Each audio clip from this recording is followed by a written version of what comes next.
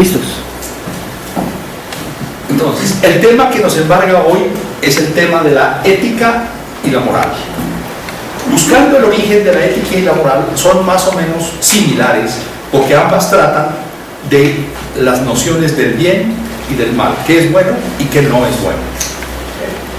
Por eso me gusta mucho una definición que se dio por un filósofo mexicano, Luis Sánchez Vázquez, que dice que la ética hace relación a la concepción del bien y del mal en lo social, y la moral dice relación a la concepción del bien y del mal en lo personal. Entonces, en la búsqueda del bien y del mal, ¿qué podíamos entender por eso que llevamos todos en nuestro interior? ¿Qué es la moral? Porque nosotros muchas veces decimos que tal o cual personaje o tal o cual persona son morales, o nos autocalificamos de morales o inmorales. ¿Qué es la moral? Respecto a esto les cuento una experiencia mía que me definió punto. Resulta que hay en Medellín un señor que trabaja en ferretería, es un ferretero de apellido Barboto. El señor Barboto empezó a jugar hipnotizando a su secretaria. Le hipnotizaba y entraba atrás, era como un juego que estaba haciendo, hasta que un día la secretaria entró como en una posesión y le dijo: yo soy fulano de tal, una entidad que está aquí metida entre la señora, y tome papel y lápiz que le voy a dictar esta definición. Naturalmente, cuando yo encuentro esa definición y me la da un ferretero, entiendo que sí fue alguien distinto a él, porque en la ferretería no se alcanza a abstraer de esa manera. ¿Y saben qué le dijeron? Moral es toda conducta susceptible de ser amada. Entonces fíjense cómo hay una gran definición interesante en este punto, porque la moral y la ética se definen en el campo del amor. Todo aquello que yo pueda amar es moral, y toda conducta que yo no pueda amar no es moral. Pero en la ética pasa otra cosa. En la ética ya no es lo que yo defino, sino lo que la sociedad me define. Entonces la sociedad nos va diciendo qué es lo bueno y qué es lo malo. En definitiva, estos conceptos son eternos en la actual estatura que tiene el hombre, en la actual ronda que está viviendo el ser humano, que es muy cerca a lo material. Tiene pocas posibilidades de entrar en las leyes profundas, y existe una lucha del ser humano por buscar las leyes profundas del universo y del comportamiento. Pero existen las limitaciones que tenemos los seres humanos, rodeados de materia y rodeados de una sociedad absolutamente materialista que no nos permite mirar muchas cosas. Entonces, cuando caminamos en el camino de la evolución, vamos perfeccionando el entendimiento, vamos entrando a formas superiores de conocimiento y vamos encontrando leyes cada vez más cercanas a los procesos que por el momento van estando menos al alcance nuestro. Por eso vamos cambiando de moral, y por eso vamos cambiando de ética. No, lo que hoy decimos que es bueno, decía algún filósofo que llegó a Bogotá, es lo que ayer decíamos que era malo. ¿Por qué? Porque vamos haciendo descubrimientos, y en los descubrimientos no todos vamos parejos.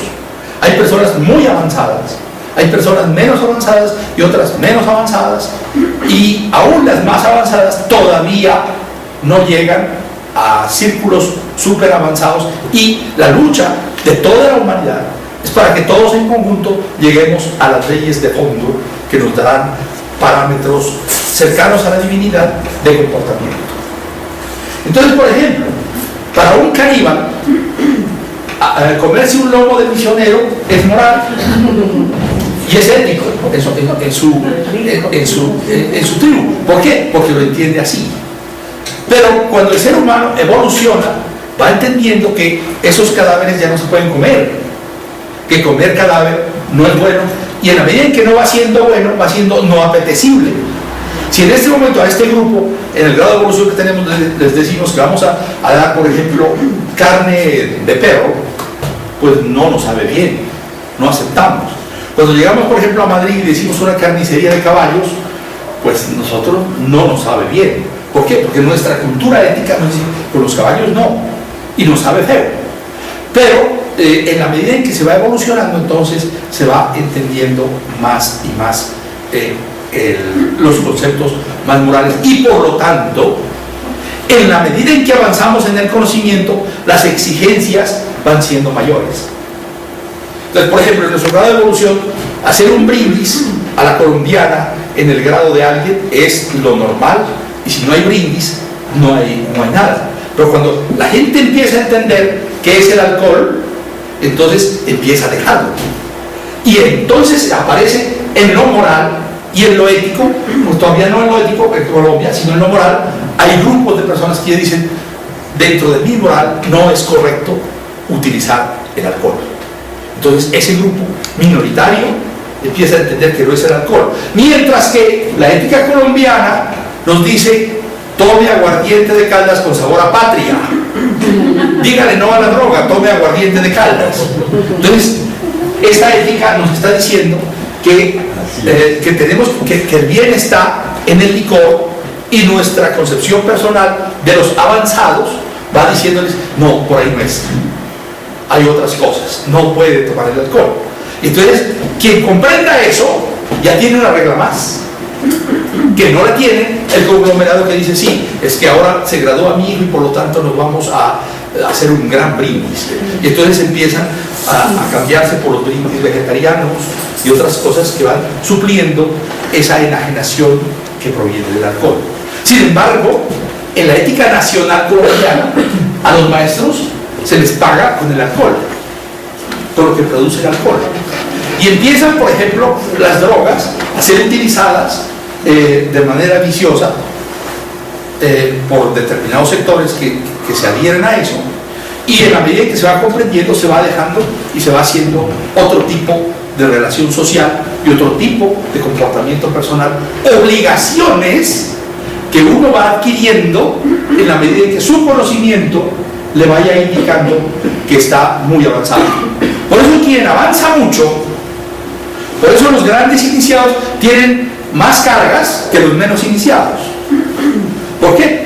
Porque conocen leyes más importantes, más de fondo, que obligan a ciertos comportamientos y van teniendo relaciones mucho más depuradas en el proceso evolutivo, en el que se ha dicho, todos tenemos que llegar algún día, partiendo de que nuestra vida de los años que vivimos encarnados no es todo, sino que tenemos varias encarnaciones en donde vamos puliendo y vamos acercándonos a los comportamientos verdaderamente morales con relación a las leyes que rigen el universo, que las vamos entendiendo poco a poco. En el momento actual, en la ronda actual, que estamos en la parte más materialista, porque en la doctrina secreta vemos cómo vamos descendiendo y descendiendo en espiral, para subir en espiral, de razas que tenían mayores entronques con el espíritu, como los lemures y los atlantes, y vamos bajando, y en el actual estado de la ronda estamos en un estado absolutamente materialista y subiendo a los estados anteriores, pero ya en espiral, o sea, de forma más progresiva que lo que bajamos. Entonces, en el estado actual es muy interesante ver cómo se forman el concepto de ética y moral. El concepto ético tiene una incidencia rotunda del nivel social para modelar nuestro sistema moral. ¿Y cómo se efectúa el proceso social para generarnos la información de lo que el conglomerado, el Estado, quiere que nosotros tengamos como moral? Voy a poner una figura.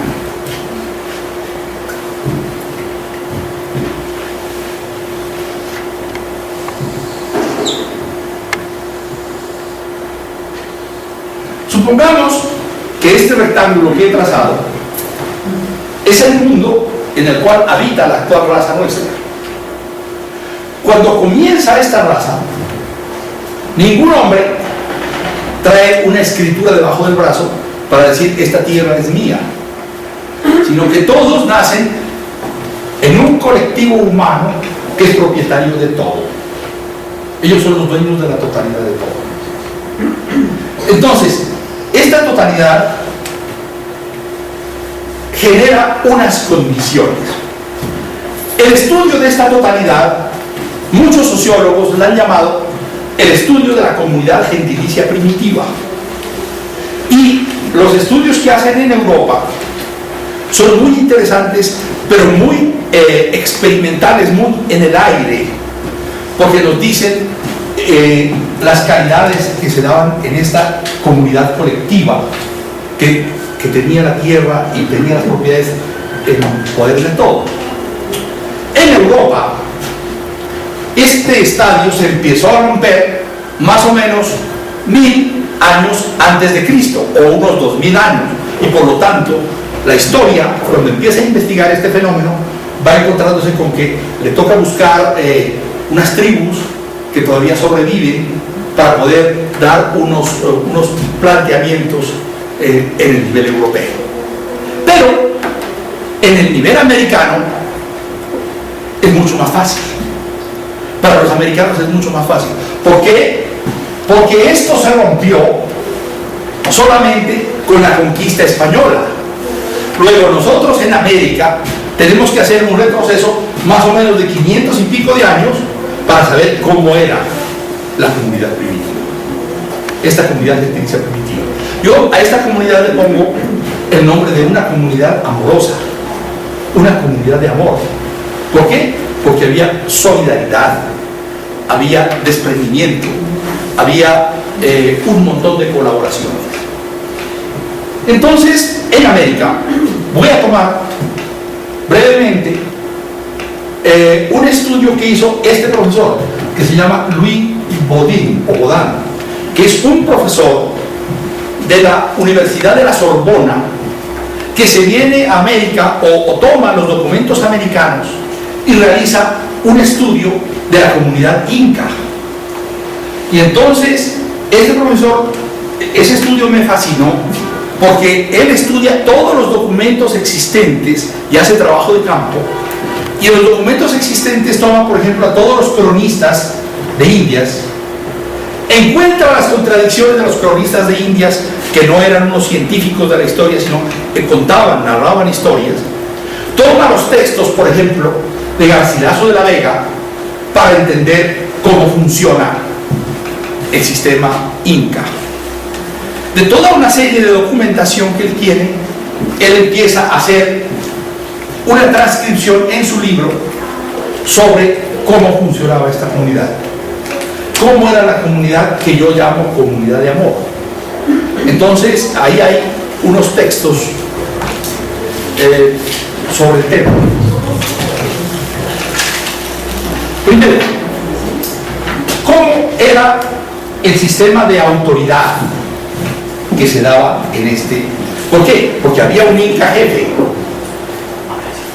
El inca jefe gobernaba un imperio de 4.000 kilómetros de largo, 4.000 kilómetros de largo, y entonces tenía que tener un montón de circunstancias que permitieran el gobierno. Pero ojo, el imperio inca nace sobre territorios que no eran fértiles, que no tenían salida al mar, o sea que había condiciones muy difíciles de subsistencia en la parte material. No obstante, se encuentran obras hidráulicas, por ejemplo, de conducción de agua a través de las rocas taladradas para llevar kilómetros y kilómetros el agua, para poder en hidráulica fomentar la agricultura y fomentar la subsistencia. A tal punto que mientras en Europa se dieron hambrunas, en el imperio inca jamás hubo una hambruna, jamás la gente se murió de hambre como en África. Entonces viene la primera cita sobre cómo era el gobierno, autoridad la autoridad por respeto no coercitivo. Esto lo trae este profesor, dice, la autoridad era por respeto. Por tanto, el Inca jefe no necesariamente era el más fuerte, sino el más sabio. Y cuando había un Inca jefe, para nombrarlo en el puesto, a él era el que más se le exigía de todos los discípulos, de todos los estudiantes, tenía que rendir más. Y el imperio entonces tenía un grupo de notables, y notables eran los más avanzados espiritualmente, que eran los que juzgaban al Inca jefe en sus actuaciones, de manera que él no era omnímodo, sino que estaba con un grupo de personas que tenían ciertas condiciones iniciáticas, como por ejemplo el vegetarianismo. Esa élite que controlaba al Inca jefe era absolutamente vegetariana y solo excepcionalmente comía carne. En la concepción de la divinidad, la élite inca hablaba del Dios inmaterial, del Dios inmanifestado. Y ya en las escalas más bajas, de los curacas y otros más bajos, entonces ya hablaban del Dios manifestado, del Dios tangible, del Dios sol. Pero los de la élite entendían que el sol era un simple símbolo, porque lo que había detrás era un Dios que no debía manifestarse porque no era un ser, sino casi, como dice la señora Blavatsky, una seidad. Interesante el cultivo del vegetarianismo en estas personas. El texto del profesor nos dice esto: los incas, escribe Velasco, construyeron un trono sobre las potencias del alma y no sobre la sangre de los vasallos. O sea, hay un autor que, refiriéndose al mismo fenómeno en Europa, dice: estas personas que dirigían tendrán la envidia de los actuales mandatarios que gobiernan por miedo, por coercitividad, y en cambio estos gobernaban por el absoluto respeto de la comunidad. Entonces, habían conquistas militares, pero las conquistas militares tenían conquistas militares. En las conquistas militares, dice este autor, los soberanos han tratado de modificar lo menos posible los modos de existencia de las tribus que se les sometían. ¿Qué quería decir esto? Que llegaba el Inca donde una tribu que conquistaba militarmente y le decía: ¿cuáles son sus gobernantes? Estos. ¿Cuáles son sus dioses? Estos. ¿Qué decía el Inca? Le vamos a mandar el equipo de ingenieros, de arquitectos, de médicos, de ingenieros, etcétera, del imperio para ayudarles a crecer. Y ustedes tienen el beneficio de entrar en el imperio. ¿Por qué la guerra, las conquistas militares no fueron aplastantes? Porque como los incas vivían en territorio común, no necesitaban esclavos. Entonces, en las guerras de América nunca se dio la conquista de un esclavo, nunca hubo trabajo esclavo, por lo tanto nunca tenían que aplastar y traerse a la tribu sometida como en Europa, porque en Europa ya se habían dividido.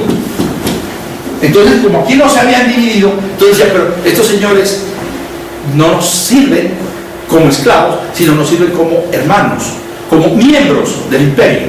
Entonces el imperio se agrandaba, extendiendo su respeto por los dioses, por las estructuras gubernamentales de cada pueblo, y se iba multiplicando el imperio de manera gustosa por parte de las personas que habían recibido ese sistema.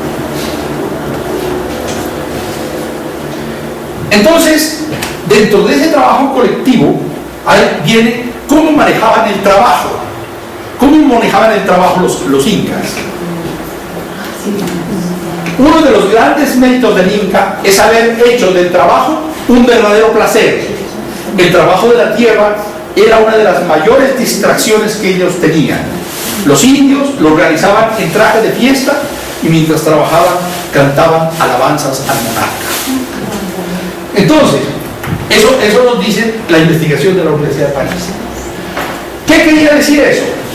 Quería decir que como el trabajo no era para cada uno por la ambición de aplastar al de lado o de ser más que el otro, sino en una comunidad de hermanos, entonces el trabajo era placentero, absolutamente placentero. Es el primer lugar del mundo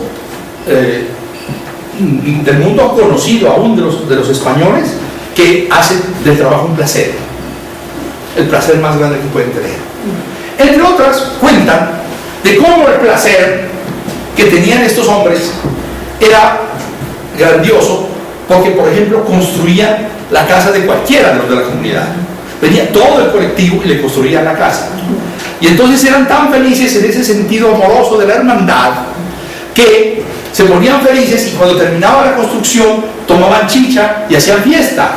¿Por qué? Porque le habían construido al hermano de la sociedad una casa entre todos, y entonces llegaba el momento del enteje, cerrado de tejado, y tomaban chicha y era su fiesta. Danzaban, porque la danza en el conocimiento de ellos es muy importante. Entonces, esa danza hasta hoy la tenemos en América. Aquí, esos obreros de las construcciones que se llaman los rusos, que les dicen, cuando termina la obra, pues hacen un asado y otras cosas.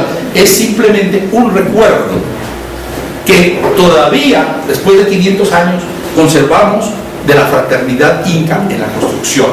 Se podía dar.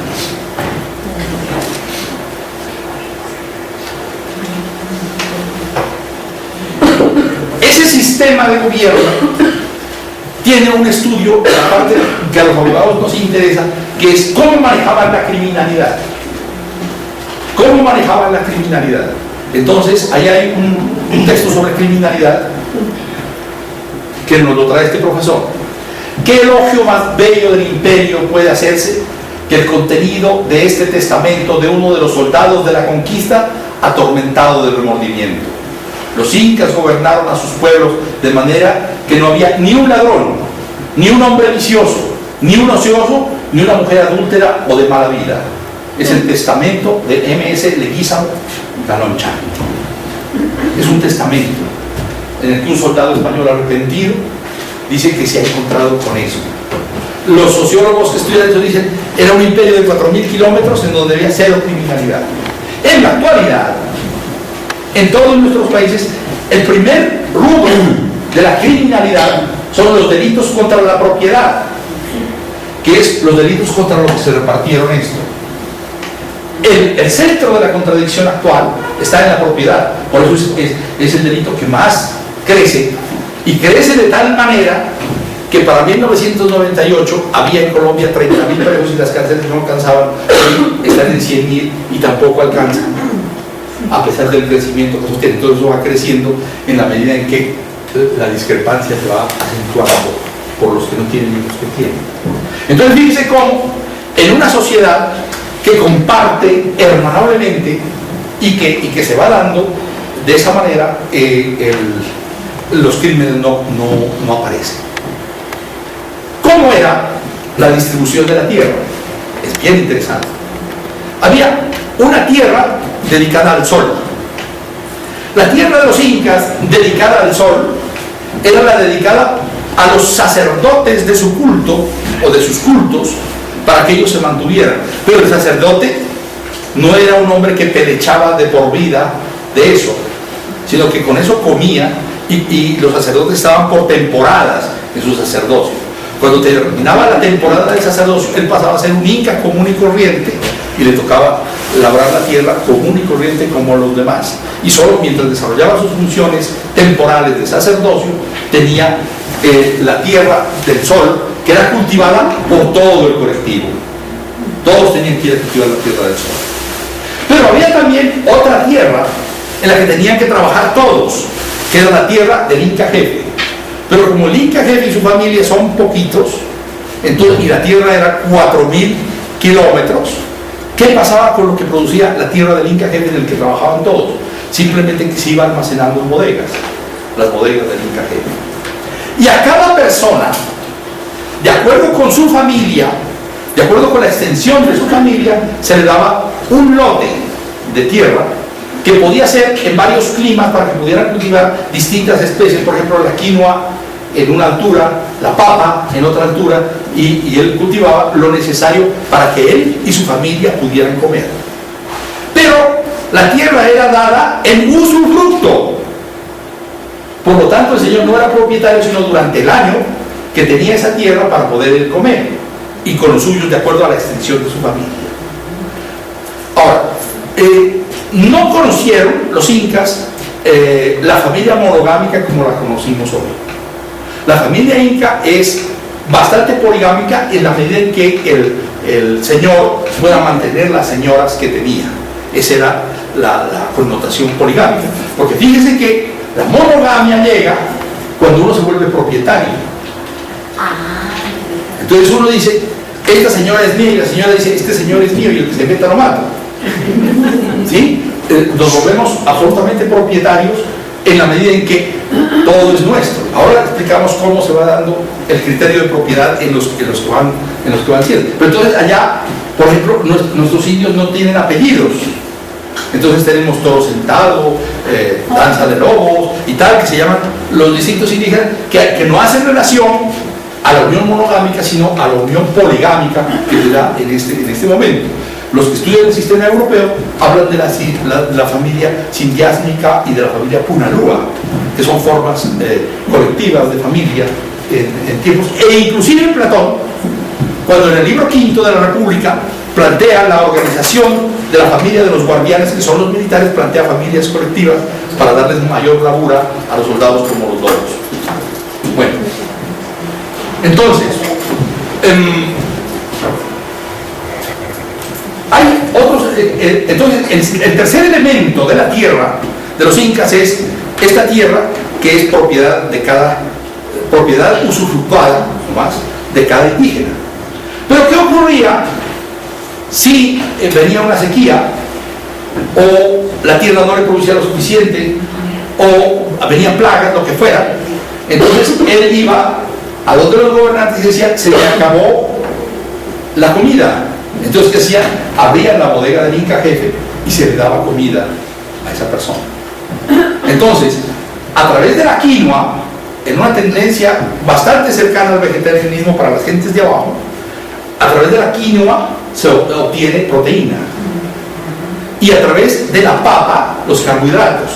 La papa de los aymaras es la papa que salva de hambrunas a América Latina y que llega después a Europa, en donde empieza a ser su época. Y la quinoa, aún hoy, está teniendo un auge extraordinario como proteína vegetal para los comensales. Entonces, fíjense ustedes cómo nunca tuvieron problemas de hambre, nunca tuvieron problemas de herencia, no habían herederos. ¿Por qué? Porque como nadie era dueño, sino usufructuario, entonces nadie estaba interesado en romper la herencia, romper con los hermanos como se hace hoy, el combate por las herencias, sino todos estaban absolutamente tranquilos porque no tenían el problema de las herencias. No había problema de las herencias, no había nada que heredar.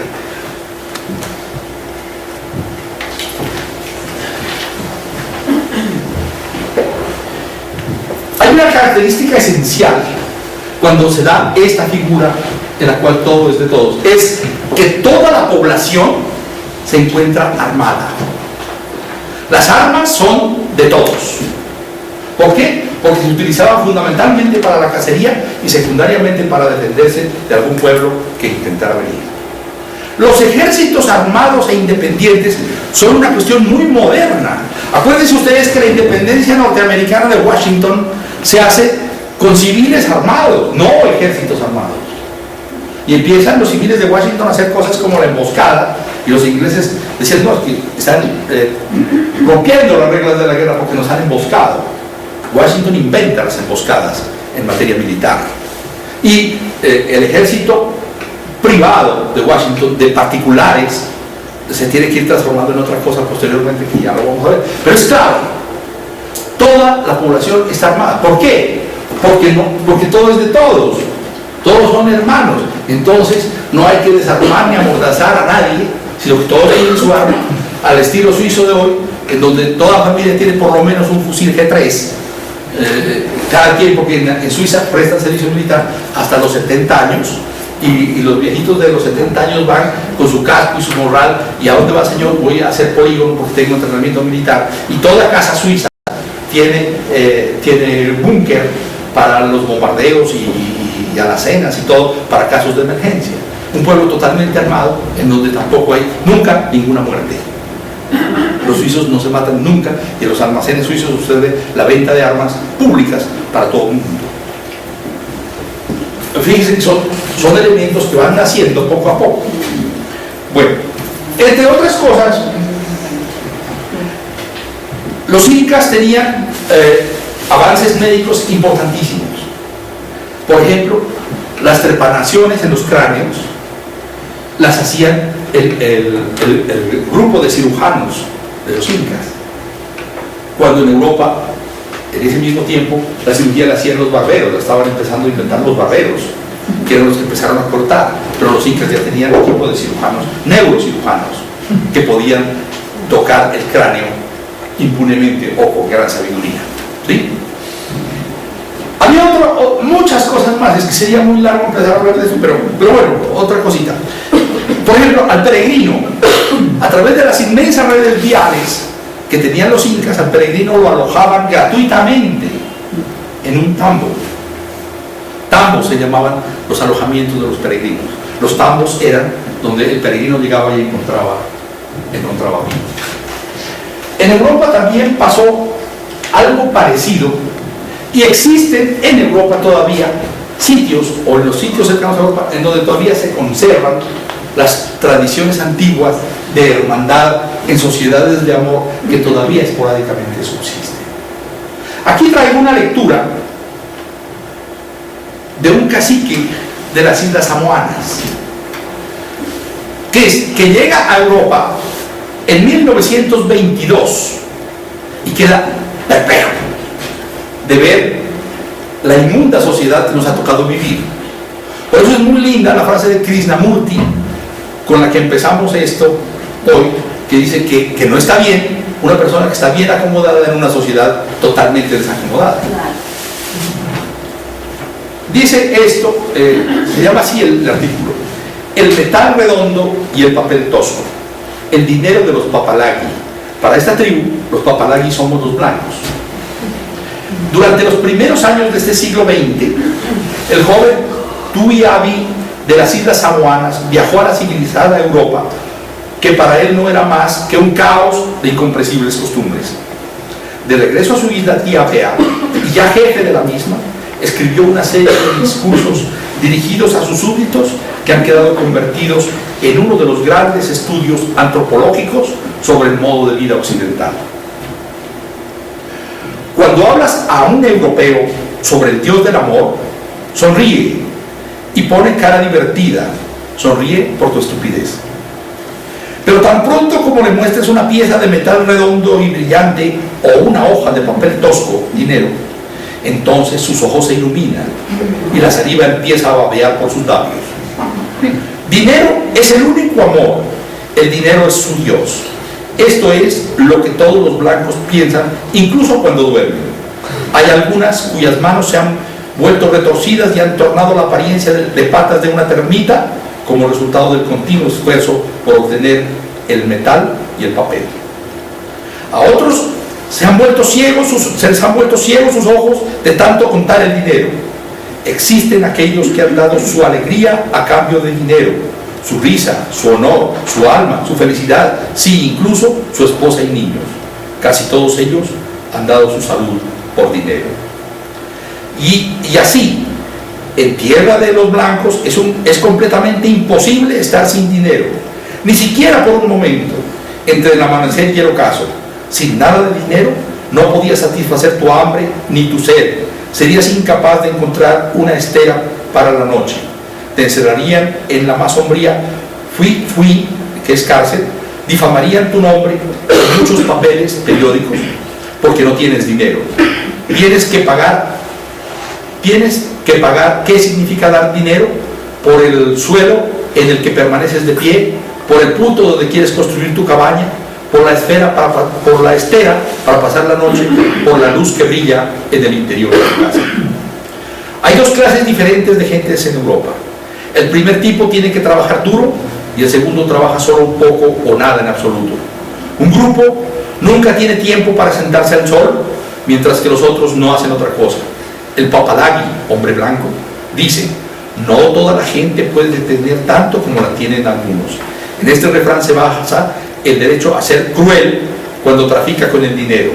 Ocurre a menudo que un Papalagui mata a otro solo por dinero, o le mata con el veneno de sus palabras, o le droga para despojarle después de todo. Usualmente es la razón por la que uno no confía en el otro. Todos ellos conocen su debilidad. También por eso es imposible averiguar si un hombre con mucho dinero tiene también buen corazón. Es posible que sea muy malo. Nunca puedes averiguar cómo y dónde amasó sus riquezas. Mis hermanos de piel luminosa, todos nosotros somos pobres. Nuestra tierra es la más pobre de todas las tierras bajo el sol. No tenemos suficiente metal redondo o papel tosco para llenar ni siquiera un cofre. De acuerdo con las normas de los Papalagui, somos desdichados y mendigos. Y todavía cuando miro a vuestros ojos y los comparo con las de aquellos ricos, encuentro los suyos cansados, mortecinos y perezosos, mientras que los vuestros brillan con la gran luz, emitiendo rayos de felicidad y fuerza. Solo he visto ojos como los vuestros en los niños de los Papalagui, antes de que puedan hablar, porque antes de esa época todavía no tienen conocimiento del dinero. Respetemos nuestras normas que no le permiten a uno tener mucho más que a otro, o a alguien tener mucho más que el otro, no tener nada en absoluto. Así no llegaremos a ser como los Papalaguis y no estaremos felices y contentos con nuestro hermano al lado cuando se sienta feliz o triste. ¿Era un maorí? ¿De qué comunidad? Las islas samoanas de Tuaví. Sí, son maorí. Entonces fíjense ustedes cómo en Europa pasa algo parecido a lo que nos pasa acá. Entonces, ¿qué nos pasó? ¿Qué fue lo que pasó en Europa y que aquí pasó con el descubrimiento de América? La tierra de todos, como la hemos descrito, empieza a tener un problema. Hay alguien que dice: esto es mío. Número uno. ¿Cuál puede ser el argumento para sacar a los otros dueños de la tierra de este señor número uno? Fuerza. Dice: yo tengo mi garrote y el que se mete en este cuadrado que es mío, lo rompo. Punto. Entonces, este hombre, ¿cómo es visto por el resto? Como un ladrón, como un impostor que con su garrote ha dicho: esto es mío. ¿Y qué pasa con los que vivían aquí? Pues que los saca de ahí y van formando los que quedan afuera. Viene otro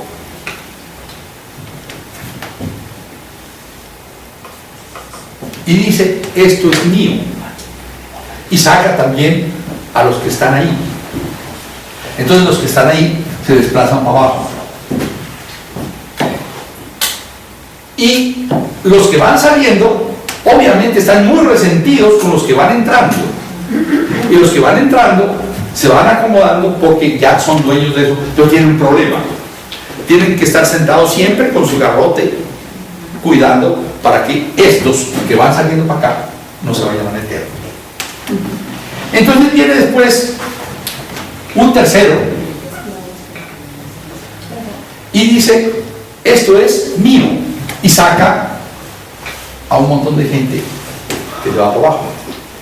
Estos detestan a estos y tienen un argumento muy válido: ladrones. ¿Por qué me robaron esto que a ustedes no se los había escriturado nadie? Porque nadie nació con una escritura debajo del brazo. Y vienen otros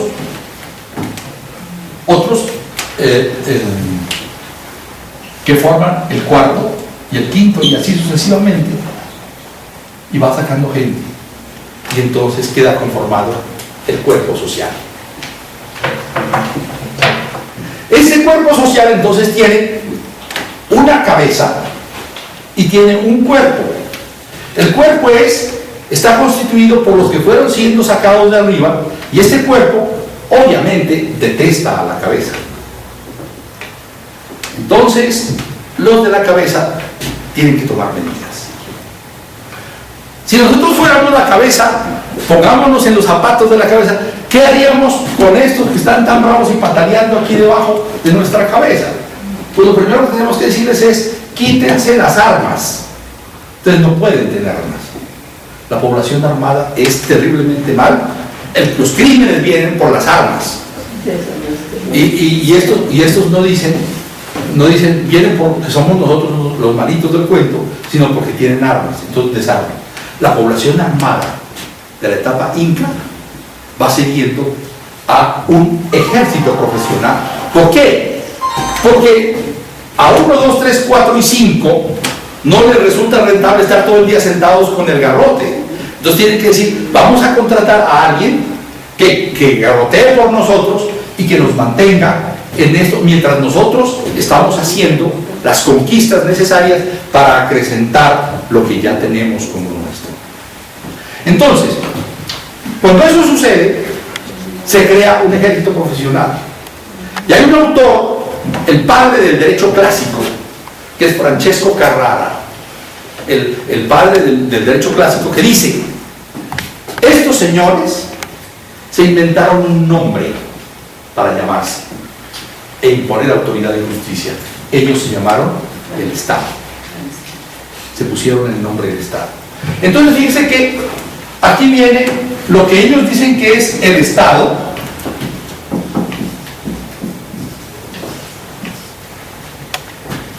Es lo que consideran la versión del Estado. Es una versión aplastante. ¿Por qué? Porque tiene aplastado todo ese cuerpo. Y los de abajo dicen lo contrario. Entonces, una versión aplastada, ¿cómo se llama? No, insurgentes no. Están debajo. Los que están debajo son sub y también tienen una versión. La masa. Es la subversión. La subversión. Entonces, dentro del manejo del lenguaje, esto huele a feo, porque el Estado nos dice que esto es horriblemente malo. Y viene un cambio ético. Cuando esto estaba vacío, no estaban 1, 2, 3 y 4, la propiedad colectiva era bellísima. Cuando estos entran, la propiedad colectiva es subversiva y la propiedad individual es sagrada. Entonces, este crimen se vuelve sagrado y cambia la ética social. Entonces, lo bueno está aquí, lo malo está acá, y empiezan a desplazar a este cuerpo. Pero este cuerpo patalea. Pues ¿por qué? Porque está oprimido, porque lo han atropellado. Y en Roma pasó eso. Y quiere subir allá, quiere entrar allá. ¿Quieren entrar o quieren borrar, quieren volver a la antigua? Pues cualquier cosa pueden hacer. De todas maneras no están contentos. Entonces, cuando este cuerpo y esta cabeza se dieron en Roma, un día los del cuerpo, que eran los de la plebe, estos, dijeron: nos vamos de Roma. Hicieron maletas y se fueron al Monte Aventino. Y entonces vaya lío para la cabeza que no es dada a trabajar. ¿Por qué? Porque esta cabeza dijo: no solamente esta tierra es mía, sino el cuerpo también es mío. O sea, estos que se han desplazado para acá siguen aquí en las casillas, pero trabajando gratis para mí. Yo soy dueño de los esclavos. Y estos eran los esclavos. Y estos no piensan, estos son brutos. Estos solamente sirven para comprarlos y venderlos. Y los compraban y los vendían. No solamente se apropiaron de esto, sino se apropiaron de esto. Y pasaron a ser dueños del ser humano. Y el ser humano empezó a ser vendido. El ser humano empezó a ser vejado. Entonces, aún bajo el esquema en el que se decía que esto era bueno, los romanos, la plebe romana dijo: nosotros nos vamos, y se asentaron en el monte Aventino. Y vaya lío el que se le forma la cabeza, poco apta para el trabajo, o no perseguidora del trabajo, sino perseguidora de los esclavos. Entonces se fueron al monte Aventino. ¿Qué hizo la cabeza? Llama en Roma a un senador que se llamaba el senador Menenio Agripa. Y dice: senador Menenio Agripa, haga que estos patirrajados de acá abajo vuelvan a trabajar. Esos esclavos se hicieron para trabajar. Entonces se fue Menenio Agripa, y él es el que me inspira esta figura. Porque Menenio Agripa llega al monte Aventino y le dice: señores, la sociedad es un cuerpo que no puede vivir sin la cabeza, pero a su vez la cabeza no puede vivir sin el cuerpo. Tengan la bondad de regresar a reintegrarse en el cuerpo. Entonces, ¿qué dicen estos? Nosotros vamos a volver a Roma, pero con una condición: permítanos fiscalizar a la cabeza para que no nos haga tanto daño, que sean un poquito más compasivos. Nosotros admitimos la esclavitud, somos esclavos, pero tampoco ya se les fue la mano, pues. Entonces, rebájanos un poquito. Entonces digan: bueno, sí, se la rebajamos, y entonces les vamos a dar el chance de que a ustedes nos representen unos señores que se llamaban los tribunos de la plebe. Entonces, con esta presión consiguieron que la cabeza de los propietarios ya les diera cierto campo de fiscalización, y empezaron a fiscalizar. Por ejemplo, les dieron a esos tribunos de la plebe una facultad que se llamaba la intercesio. ¿Y qué es la intercesio? Interponerse entre perseguidor y perseguido, y decir: alto, intercesio. ¿Por qué? Porque cuando el esclavo se volaba, el dueño iba a pillarlo de para atrás. Entonces aparecía el tribuno de la plebe y decía: intercesio, y tenía la facultad de que el señor ya no persiguiera más al esclavo. Era pues una cosa suavecita, o sea, no era la negación de todo, sino simplemente: oigan, háganos más despacito. ¿Y qué pasa con esto? Que la cabeza aristocrática ya dice: no, eso no está bueno. Y entonces dice: estos sinvergüenzas, tribunos de la plebe, nos están molestando mucho. Y entonces agarran a los tribunos de la plebe muy destacados, Tiberio y Cayo Graco, los hermanos Graco, y los ahorcan. Los ahorca la cabeza. Y les dice: metidos, ustedes no pueden estar queriendo tantas conquistas y para dañarnos los esclavitos que tenemos aquí, que nos piden bien. Entonces ahorcaron a Tiberio y Cayo Graco. Y claro, esta contradicción fue tan grande que al poquito tiempo de ahorcados Tiberio y Cayo Graco se producen las guerras de Mario y Sila, que son unas guerras famosas dentro de la historia romana.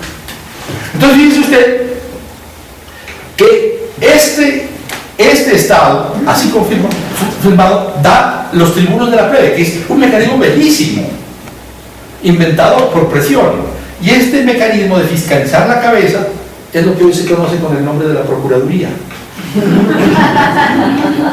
que es la voz de los que no tienen voz.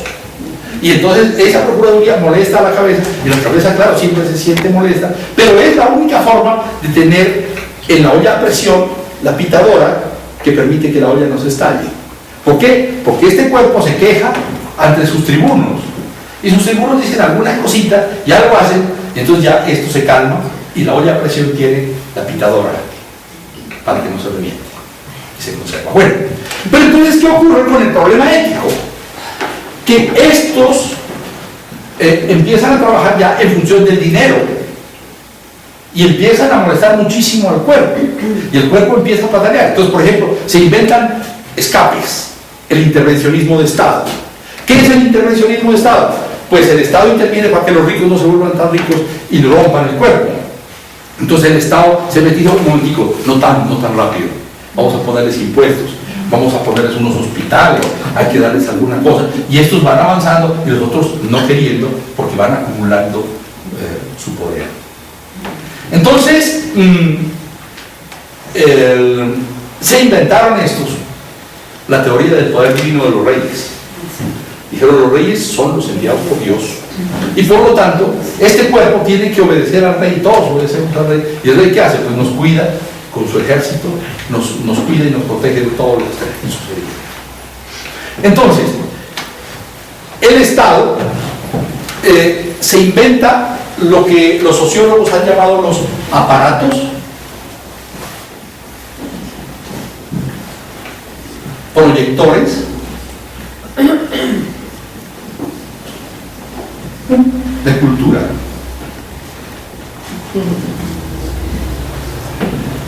¿Qué son los aparatos proyectores de cultura? Los que nos dicen qué es lo bueno y qué es lo malo. Y nosotros, como lo veíamos en la conferencia pasada, pues adoptamos eso y entendemos en nuestra moral que lo bueno y lo malo es lo que este Estado nos dice. Entonces vemos un ladrón, por ejemplo, y lo odiamos. Pues ¿por qué? Porque es de esta parte. Las cárceles se llenan con esto. Estos excepcionalmente llegan allá. Los que se enferman y los que no tienen atención médica y tal son estos. ¿Y qué dice el aparato proyector de cultura del Estado? Eso es lo bueno. ¿Y qué decimos nosotros cuando lo bueno? Decimos, tal vez no es tan bueno. Y estamos en cuestionamiento, pero difícilmente lo hacemos. ¿Por qué? Porque la televisión, la religión, la cultura, todo, el hogar, todos nos dicen, por ejemplo, ¿qué nos decían nuestros padres? Nos decían, yo soy muy honorable porque jamás me he metido aquí. Entonces, ¿qué estaba diciendo? Porque sí al Estado, y esa es la educación que nos dieron. Entonces uno dice, mi papá era absolutamente honorable porque nunca se le cogió un peso a nadie. Claro, jamás se metió acá, que es lo correcto. Ese es mi padre correctísimo. Y todo, es tanto que les voy a contar una anécdota que muchos de ustedes tal vez ya no la vivieron y otros sí la vivimos. En Bogotá y en Colombia, por allá en la década de los 70s, llegó una telenovela que se llamó Simplemente María. Bueno, entonces, para los jóvenes que todavía no nacían en esa época, Simplemente María era una niña del servicio doméstico que para ese tiempo eran mucamas o sirvientas, etc. Todavía no había relación laboral, sino de servilismo, que sale del campo y se viene a trabajar en el servicio doméstico de una casa. Y se le ocurre comprarse una máquina Singer de coser. Y la señora empieza a coser y le empieza a ir bien.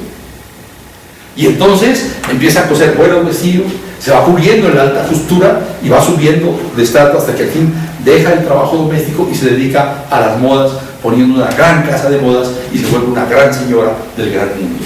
Ese día, todas las empleadas domésticas de Bogotá compraron máquina de coser. Y nunca llegó ninguna Simplemente María allá. Pero sí se vendieron máquinas Singer, que era lo interesante desde el punto de vista comercial para ese momento. Entonces, así como pasa eso, así nosotros logramos entender que la propiedad privada es sagrada, que las plantas enteógenas que había en la comunidad inca, enteógenas quiere decir las que van a Dios, para ver a Dios, que son las plantas maestras, según lo indica la Universidad Nacional en la Cátedra Manuel Enciso. Se forma una sociedad alucinofóbica y decimos, esas plantas no son buenas, no son buenas, es criminal. Y muchos, entre otros incluido yo, empezamos a perseguir como locos a los narcotraficantes. ¿Por qué? Porque son los seres malos y todo el mal es el ser narcotraficante. Y lo que antes eran plantas sagradas pasan en este estado a ser plantas criminales, porque ya no se trata la planta desde el elemento teológico, enteógeno, no, sino desde el elemento alucinofóbico. Entonces se dice, cuidado con eso. ¿Y qué ocurre? Que para la década de los 80 en que yo participaba en esas grandes campañas poniendo el pellejo en contra de los narcotraficantes, de acuerdo con la investigación de un profesor de la Universidad Sergio Arboleda, había más adictos a las drogas legales en Colombia que los adictos de la cocaína, etcétera, las drogas prohibidas. Entonces el problema para este estado no era la adicción, porque si hubiera sido la adicción, pues drogas como el bisolbón, por ejemplo, prohibido en los Estados Unidos, no se vendieran aquí a granel. se nos vende a granel drogas que no importa que produzcan adicción, pero producen ganancia. Pero ¿qué ocurre con el problema del narcotráfico? Que el narcotráfico empieza a ser una amenaza económica y se utiliza la rama penal para conjurar la amenaza económica. ¿Hasta cuándo? Hasta cuando los Estados Unidos pueden sembrar la marihuana, entonces perdimos la guerra de la marihuana, o el día en que resulte la cocaína sintética que ya la están luchando, y entonces la cocaína podrá ser legalizada y podrá ser consumida de otra manera. O sea, es todo un problema mercantil que se define en el mal del Estado. De esta manera, entonces, la moral personal nuestra, por este tipo de información, va respondiendo a la ética que la sociedad nos va dando. Y vamos diciendo que todo lo que el Estado dice que es malo, es malo. Y entonces vienen problemas bien interesantes en la historia. Por ejemplo, ahora, todo el que pone una bomba, el que da un cañonazo, el que echa una metralla, es un terrorista. Eso lo decimos todos. Y entonces vienen problemas, por ejemplo, con el himno nacional.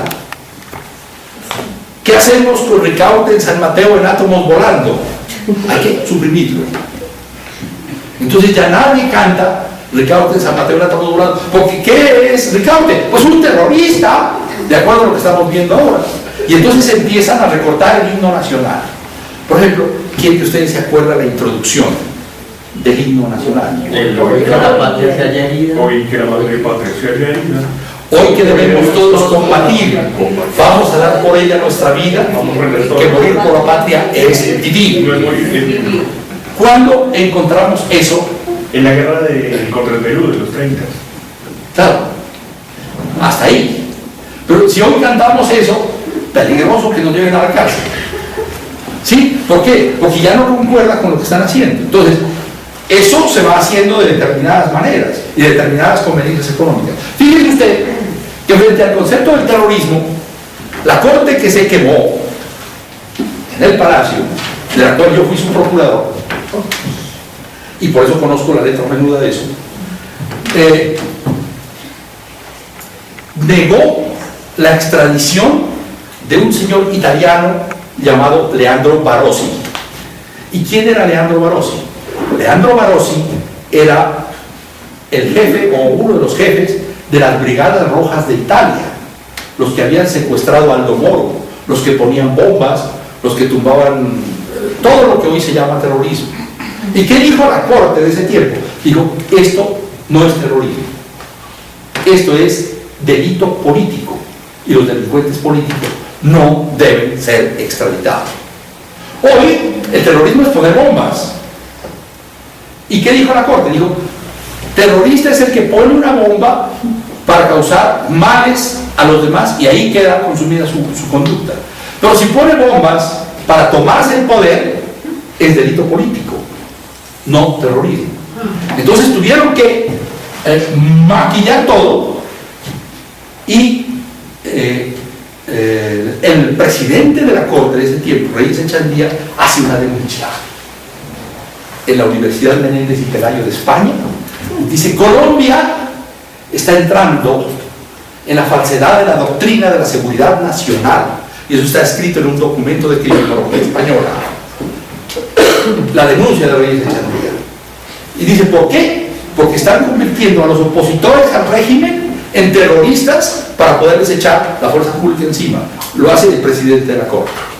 Y los criminólogos españoles dicen, aquí está el meollo de por qué mataron a Alfonso, dicen ellos en la revista de criminología Año Cero, publicada en Barcelona bajo la dirección del profesor Juan Bustos Ramírez. Entonces, cuando eso sucede, esto nunca se ha dicho. Yo les estoy dando una primicia porque jamás se ha dicho esto. Cuando eso sucede, claro, la corte era la piedra en el zapato del Estado en ese momento, porque el Estado estaba en la doctrina de la seguridad nacional denunciada por el presidente de la corte. Y cuando esto pasa, entonces la moral de la corte era una moral distinta a la ética del Estado. Tenía otro pensamiento. ¿Y qué dijeron? Pues esta corte no nos sirve. ¿Y qué ocurre? Al día siguiente de la quema del palacio, cuando a mí me toca sacar el cadáver de Darío Velázquez Gaviria, que era mi amigo, que quedó solo un tronco así. Lo saqué en una bolsa de plástica negro. Llega la viceministra de Justicia, Natli Lozano Aljure, con el grupo de escobitas del distrito. El coronel Francisco Méndez, que comandaba como abogado los restos del palacio, le dice a Natli: ¿cómo se le ocurre venir a barrer la escena del crimen y borrar las pruebas? Dijo: es orden del presidente Belisario Betancur, que solamente permitió que se salvaran a 2 magistrados, a su hermano y a la esposa de Jaime Castro, ministro de gobierno. A los demás no les permitieron. Y cuando Nicolás Pajado Peñaranda, el magistrado, estaba en el hospital, escucha la voz de un militar que dice: a ese HP magistrado tenemos que matarlo ahora. Y atrás a echarse por la ventana, los masones a recibirlo en la parte de afuera y enviarlo a los Estados Unidos para salvarle la vida en el hospital. Entonces ustedes están entendiendo cómo la ética del Estado cambia, y cambia movida por las influencias económicas. Y frente a eso está nuestra moral. La moral nuestra, que si no la meditamos, que si no la teosofamos, será la que nos den los aparatos proyectores de cultura del Estado.